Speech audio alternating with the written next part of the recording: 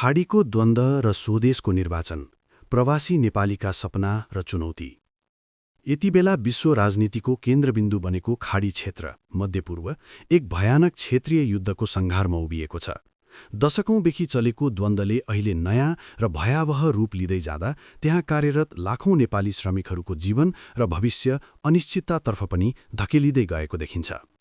एकातिर खाडीको बालुवामा पसिना बगाएर स्वदेशमा रेमिटान्स पठाउने बाध्यता छ भने अर्कोतिर ज्यान नै जोखिममा पारेर काम गर्नुपर्ने व्यवस्था। ठ्याक्कै यही समयमा नेपालमा फागुन 21 अर्थात् आज गते सम्पन्न हुन लागेको निर्वाचनले प्रवासी नेपालीहरूको मनमा एउटा ठूलो हलचल पनि पैदा गरेको छ। यो निर्वाचन केवल प्रतिनिधि छान्ने प्रक्रिया मात्र होइन, खाडीको रापमा पिल्सिएका नेपालीका लागि स्वदेश फर्कने आधार र भविष्यको सुनिश्चितता खोज्ने एउटा निर्णायक मोड पनि हो। वर्तमान अवस्थामा खाडी क्षेत्रमा इजरायल, अमेरिका, इरान र अन्य क्षेत्रीय शक्तिहरू बीचको बढ्दो तनावले गर्दा त्यहाँको सुरक्षा स्थिति मात्र होइन, आर्थिक गतिविधि पनि सुस्त हुन थालेको छ। निर्माण क्षेत्र, पर्यटन र सेवा क्षेत्रमा आउन थालेको मन्दीले गर्दा धेरै नेपालीहरूले रोजगारी गुमाउनुपर्ने वा कटौतीमा पर्नुपर्ने अवस्था पनि सिर्जना हुन सक्छ। यस्तो विषम परिस्थितिमा प्रत्येक प्रवासी नेपालीको आँखा अहिले नेपालको निर्वाचन र त्यसपछि बन्ने नयाँ सरकारतर्फ सोझिएको छ। उनीहरूको एउटै चाहना छ, अब कतिन्जेल अर्काको देशमा जोखिम मोलेर काम गर्ने? के अब हाम्रो देशमा फर्केर केही गर्ने वातावरण बन्ला त? खाडीमा रहेका नेपालीहरूको पहिलो र प्रमुख चाहना भनेकै सुरक्षित फिर्ती र स्वदेशमै सम्मानजनक रोजगारी हो। उनीहरू चाहन्छन् कि निर्वाचनपछि बन्ने नयाँ सरकारले कुरामा मात्र होइन, काममा नै देशभित्रै स्वरोजगारका अवसरहरू सिर्जना गरोस्। वर्षौंसम्म खाडीको 45-50 डिग्रीको तापक्रममा काम गरेर आर्जन गरेको सीप र अनुभवलाई आफ्नै माटोमा सिञ्चित गर्ने उनीहरूको तीव्र इच्छा छ। तर विडम्बना के छ भने जब कुनै युवा विदेशबाट केही पैसा र ठूलो सपना लिएर नेपाल फर्किन्छ, उसले सुरुमै प्रशासनिक झन्झटको पहाड देख्नुपर्छ। एउटा सानो व्यवसाय सुरु गर्न, फर्म दर्ता गर्न वा ब्याङ्कबाट ऋण लिनका लागि जुन प्रकारको शास्ति भोग्नुपर्छ, त्यसले धेरैको उत्साहलाई सुरुमै मारिदिन्छ। त्यसैले नयाँ सरकारबाट प्रवासी नेपालीले खोजेको पहिलो सुधार भनेको झन्झटमुक्त कानुनी सहायता हो। नयाँ बन्ने सरकारले उद्यमशीलताका लागि कानुनी अवरोधहरूलाई हटाउनुपर्छ। अहिलेको अवस्थामा एउटा उद्यमीले दर्जनौं ठाउँमा धाउनुपर्ने, घुस खुवाउनुपर्ने र महिनौं कुर्नुपर्ने जुन परिपाटी छ, त्यसलाई आमूल परिवर्तन गरी एक द्वार प्रणाली मार्फत सेवा प्रवाह गरिनुपर्छ। प्रविधिको प्रयोग गरेर घरमै बसेर व्यवसाय दर्ता गर्ने र कर तिर्ने व्यवस्था मिलाइनुपर्छ। खाडीबाट फर्केका युवाहरूसँग भएको टेक्निकल र म्यानेजेरियल सिपलाई सरकारले पुँजीको रूपमा स्वीकार गर्नुपर्छ। केवल पैसा हुनेले मात्र होइन, सिप र जाँगर हुनेले पनि बिना धितो वा सहुलियतपूर्ण ऋण पाउने व्यवस्था हुनुपर्छ। उत्पादन, उपभोग र उपयोगको सन्दर्भमा नेपाल अझै पनि आयातमा निर्भर छ। हामीले खाडीमा रगत बगाएर पठाएको रेमिटान्स फेरि खाद्यान्न र विलासिताका सामान आयात गर्दा विदेशमै फिर्ता गइरहेको छ।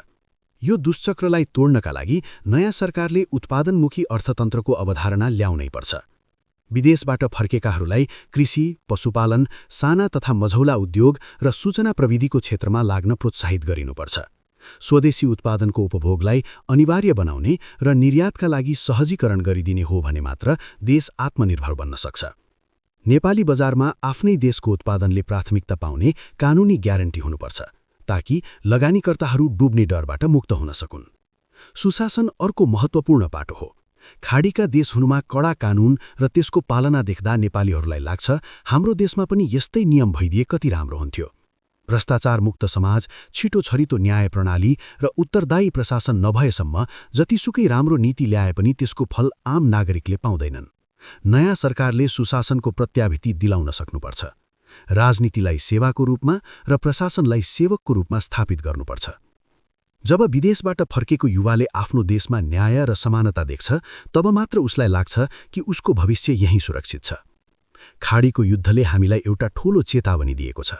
यदि हामीले समयमै आफ्ना नागरिकलाई स्वदेशमै काम गर्ने वातावरण बनाएनौं र उनीहरूलाई त्यही जोखिममा छाडिरह्यौं भने भोलि कुनै ठूलो विपत्ति पर्दा उद्धार गर्न समेत गाह्रो हुनेछ। त्यसैले यो फागुन 21 को निर्वाचनपछि बन्ने सरकारले वैदेशिक रोजगारीलाई रहर होइन, विकल्प मात्र बनाउनुपर्छ। बाध्यताले प्लेन चढेर मरुभूमि पुग्ने दिनको अन्त्य हुनुपर्छ। प्रवासी नेपालीहरू नेपाल फर्कन चाहन्छन्, तर उनीहरू रिक्त हात र अन्योलपूर्ण भविष्य बोकेर फर्कन चाहँदैनन्। उनीहरू एउटा यस्तो वातावरण चाहन्छन् जहाँ उनीहरूको लगानी सुरक्षित होस्, उनीहरूको सिपको कदर होस् र उनीहरूका छोराछोरीले गुणस्तरीय शिक्षा र स्वास्थ्य सेवा पाउन्। नयाँ सरकारले साना उद्यमीहरूका लागि बिउ पुँजी अर्थात् सीड मनी, प्राविधिक तालिम र बजारको सुनिश्चितता गरिदिनुपर्छ। गाउँ-गाउँमा सडक, बिजुली र इन्टरनेट पुगेको छ, तर त्यहाँ उत्पादन र उद्योग पुग्न सकेको छैन। अबको लक्ष्य भनेको पूर्वाधारलाई उत्पादनसँग जोड्नु हो। हाम्रो देशको कानुन अहिले पनि नियन्त्रणमुखी छ, प्रोत्साहनमुखी छैन। कर्मचारी तन्त्रमा अझै पनि हुँदैन भन्ने मानसिकता हावी छ।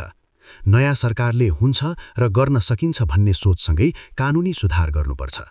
स्वदेश फर्केका नेपालीका लागि विशेष रिटर्नी प्याकेज ल्याइनुपर्छ, जसमा कर छुट, मसिनरी आयातमा सहुलियत र जमिनको उपलब्धता जस्ता कुराहरू समेटियुन्। यसो हुन सके भने खाडीको युद्धले त्रसित भएका नेपालीहरू निर्धक्कसँग स्वदेश फर्किनेछन् र देश निर्माणमा जुट्नेछन्।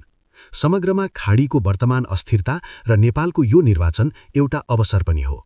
यदि नयाँ सरकारले इमानदारीका साथ काम गर्ने हो भने विदेशमा रहेका करिब 50 लाख नेपाली शक्तिलाई देशको विकासको इन्जिन बनाउन सकिन्छ।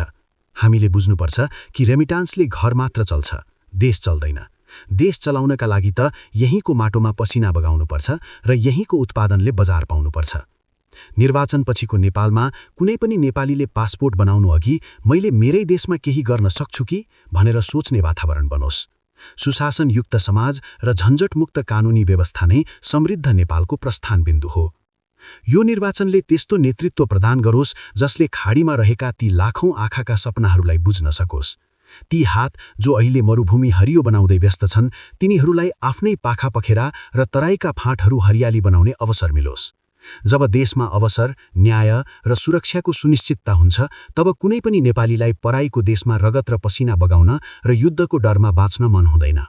त्यसैले फागुन 21 पछिको नयाँ सरकारले प्रवासी नेपालीहरूको घर फर्कने चाहनालाई एउटा बलियो र दिगो आधार प्रदान गरोस् भन्ने नै आजको मुख्य माग र आवश्यकता हो।